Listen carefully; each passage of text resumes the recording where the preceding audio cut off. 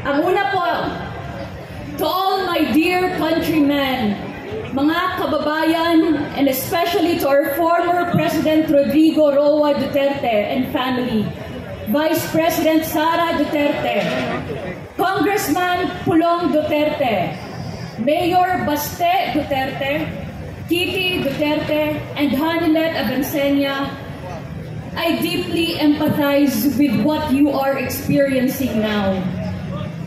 I am horrified by the news of what transpired at Villamor Air Base, where Tatay Digong was reportedly held and coerced to fly to the Netherlands against his will to face a trial that the world knows is not necessarily legal. I also sympathize with the anguish of his family, who were vastly outnumbered by a phalanx of uniformed police officers, accompanied only by two lawyers, Attorney Delgra and Attorney Medialdia, and ultimately separated from former President Rodrigo Duterte. Mga kababayan, it has not been long since KOJC endured a terrible ordeal on June 10 and August 24 to September 8, 2024, during the 16-day siege of KOJC compounds. These events are shocking to the Filipino psyche because such actions are uncharacteristic of our culture. This lack of compassion, respect, honor, and dignity displayed by our law enforcers is profoundly un-Filipino. As a former president, Tatay Digong pursued criminals to protect the Filipino people. Under his leadership, we experienced relative peace and order. The economy thrived, citizens felt secure, and law-abiding Filipinos like us were happy and grateful. Illegal drugs were curtailed. Criminals and drug addicts lived in fear, and we could walk freely at any time of day or night. It is utterly un-Filipino to treat him with disrespect and strip him and his family of their dignity. For God's sake, he was the former president, and his daughter, the current vice president, is also being treated poorly.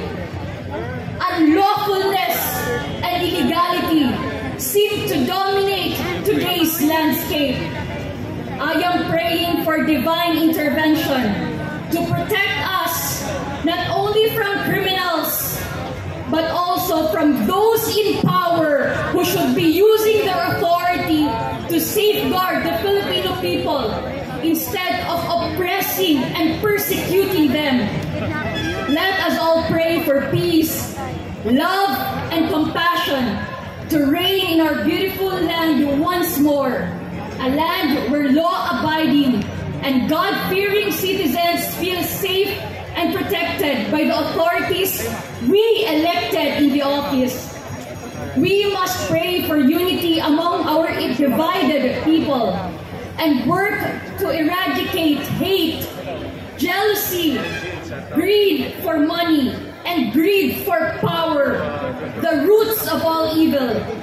May the fear and love of God reign supreme in the hearts of our nation's leaders. God Almighty will save the Philippines.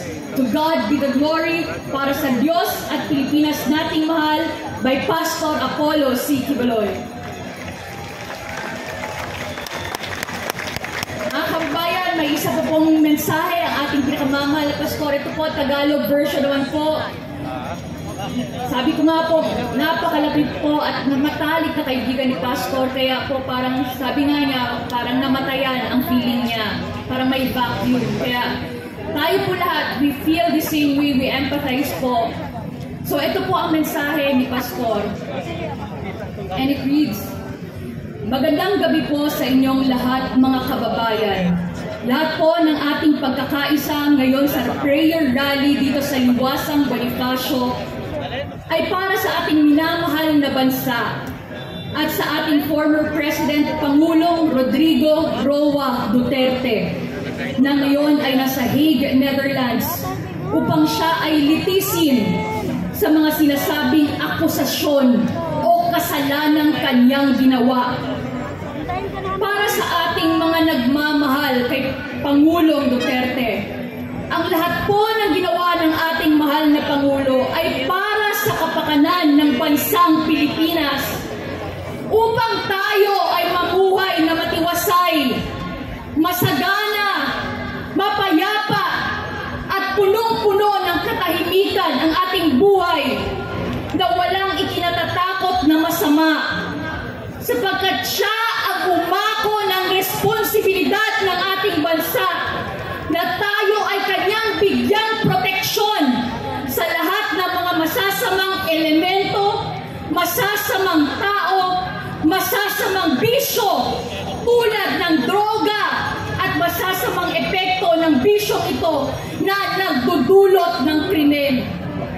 Tayo ay nagpapasalamat sa paglilingkod ng ating butihing mayor na naging presidente, na naging kaibigan po ni Pastor Kibuloy sa matagal ng panahon.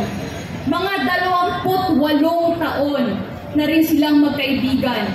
Noong prosecutor siya, vice mayor, hanggang naging mayor, congressman at naging presidente ng ating bansang Pilipinas na nagmula sa Davao City.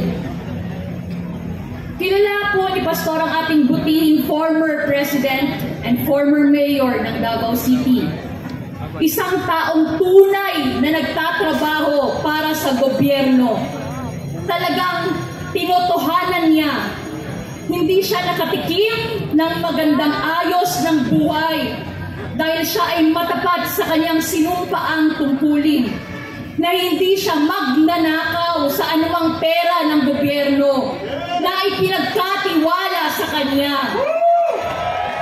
Walang naidagdag na anumang poste sa kanyang bahay si Pangulong Duterte. At hindi siya kailanman nakasakay sa Mercedes-Benz. Hindi po nagmay-ari ng anumang marangyang sasakyan si Pangulong Duterte. O marangyang buhay sa Manila man nung siya ay presidente o sa Davao City man nung siya ay mayor dito.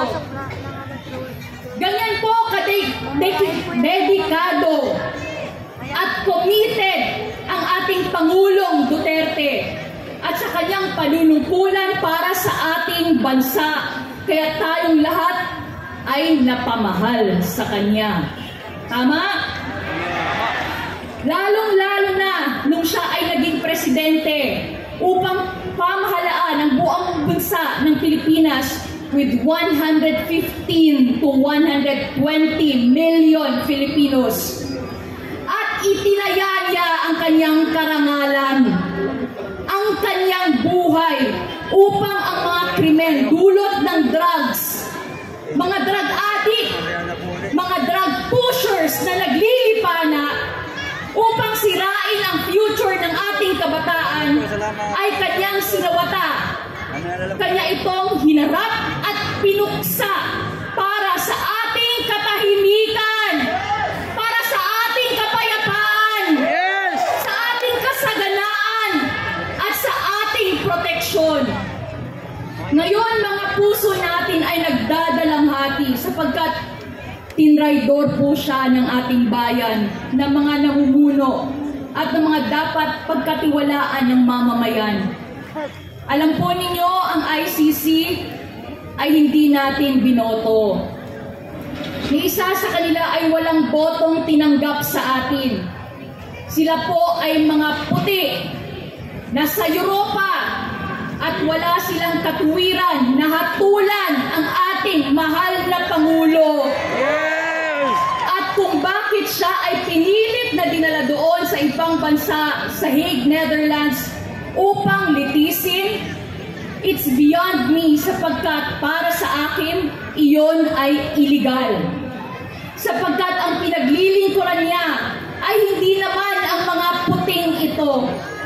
Ang pinaglilingkuran niya ay ang 120 million Filipinos at tayo ang bumoto sa kanya at sa atin siya dapat managot. Ngayon, ang focus po ng ating dalangin ngayon ay ang ating former president, our beloved President Rodrigo Roa Duterte, na tinangay. Ito ay isang kidnapping because he was taken away without a proper procedure at labag sa kanyang kalooban. Hindi po dinaan sa mga pamamaraan ng rule of law ng ICC or ng ating bansang Pilipinas. So, it's akin to kidnapping or extraordinary rendition na sinasabi ni Pastor. Kaya't manalangin tayo na babaliktad ang mga desisyon ng ICC. Hindi naman natin ito binoto upang hatulan ang ating Pangulong ibinoto. So, ipanalangin po natin ma-absuelto lahat itong mga pinaggagawa nila. Technically po, talagang hindi po dapat na manatili doon ng matagal si Pangulong Duterte. Kailangang iuwi na nila dito ang ating Pangulo. Manalangin po tayo! Kaya ang ating prayer for Tatay Digong is, bring him home! Bring him home! Bring him home!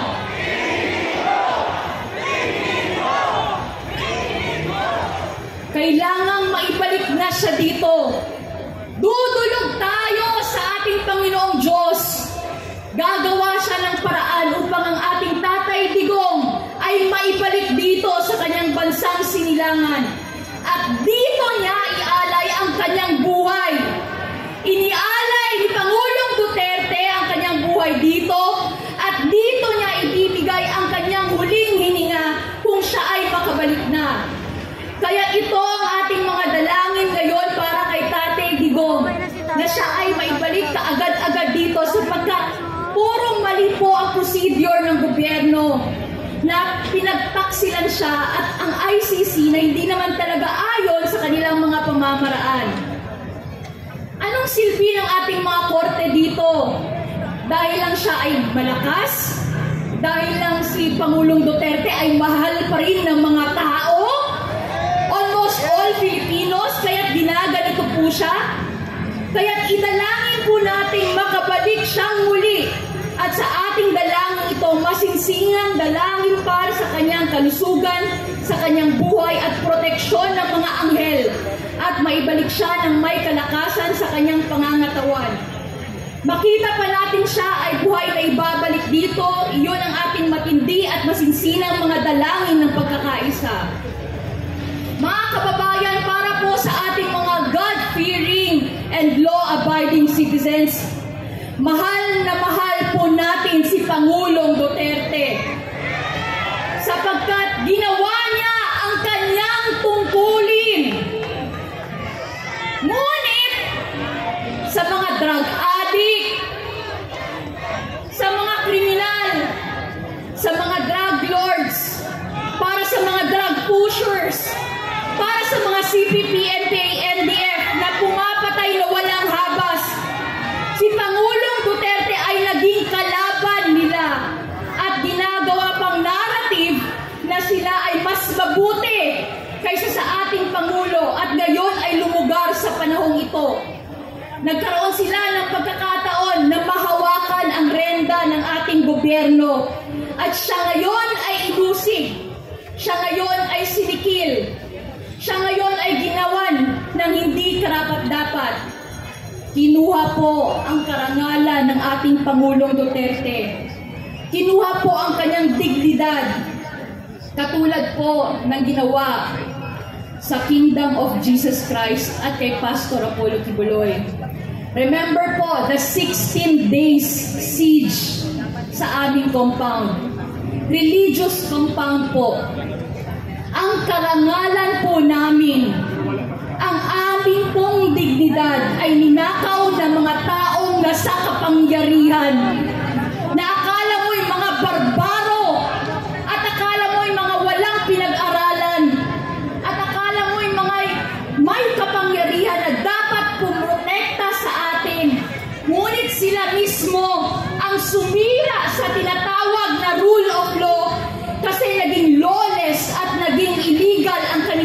ginagawa. Ang kanila pong palaging sinasabi, whether you like it or not, gagawin namin ito sa inyo. Ano po ito sa inyong tingin? Parang patay ang demokrasya ng ating bansa ngayon? Wala nang rule of law. Ang batas ay para lang sa atin, ngunit hindi para sa kanila. Ito po ang masaklap at ito ang masakit na nangyayari ngayon. Kaya sa ating prayer rally, idalangin natin ang ating mahal na bansang Pilipinas na naway pagharian tayo muli ng ating Panginoong Diyos.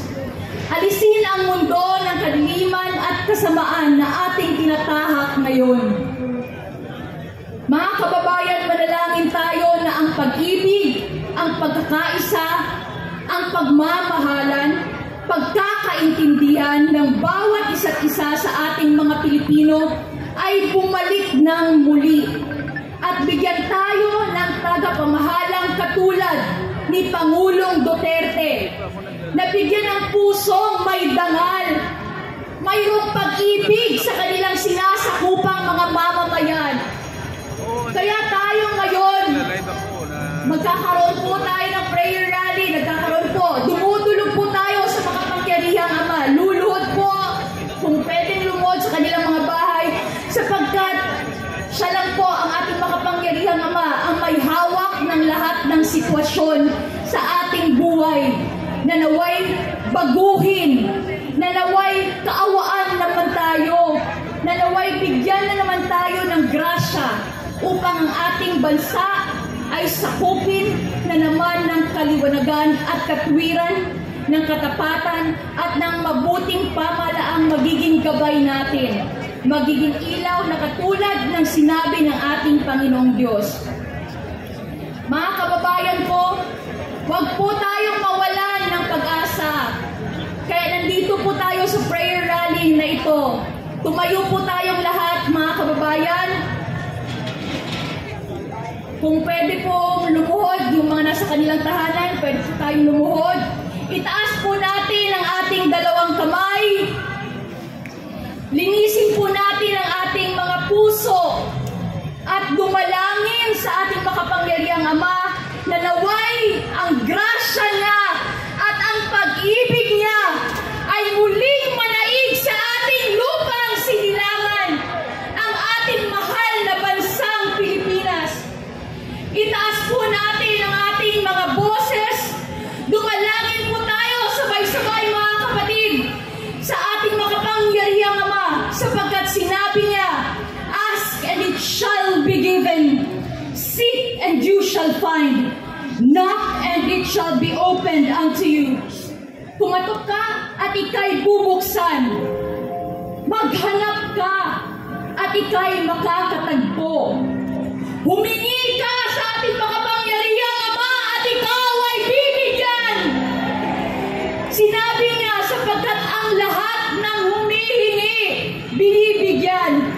Ang naghahanap ay makakatagpo. At ang kumakatok, bubuksan para sa kanila. Kaya ngayon tayo ay humihingi sa ating Amang makapangyarihan ng kapayapaan, ng katwiran, at mabuting pamamahala sa ating bansa. Naghahanap tayo sa bansang ito ng katahimikan, ng kahusayan, at ng katwiran sa ating bansa, lalong-lalo na sa pamamahalang ito. At tayo po ay kumakatok sa kaharian ng Diyos sa mga sandaling ito, Amang makapangyarihan. Buksan po ninyo at ibigay niyo po ang biyayang aming hinihingi, sapagkat sinabi niyo po ang lahat ng humihingi ay inyong bibigyan. Lahat po ng kumakatok ay bubuksan at lahat ng naghahanap ay makatatagpo.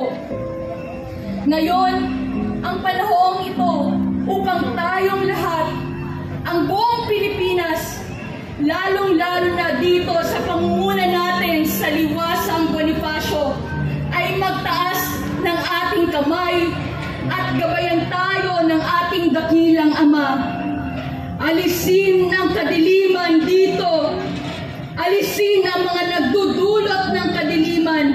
At ang isang mabuting pamamahala ang kanyang ihandog at ibigay sa atin upang tayo ay tunay na makaramdam at magkaroon ng karanasan ng tunay na bagong Pilipinas.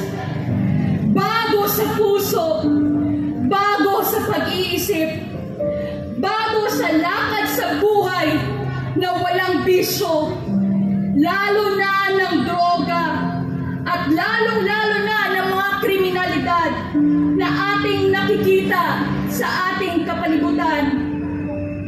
Naway gabayan tayo ng ating dakilang Ama. Pangunahan tayo at basbasan tayo sa ating mga dalangin ngayon. At ako'y naniniwala sa pamamagitan ng anak, ang kasagutan ay kanya nang ipinagkaloob sa atin sa mga sandaling ito. Makikita natin bubukas ang langit para sa ating lahat at ang ating pagbabagong inaasam at inaasahan ay may pagkaloob sa atin sa bandang huli ng ating mga panalangin dito. Makikita natin ito at tayo ay kanya-kanyang magpapasalamat sa Kanya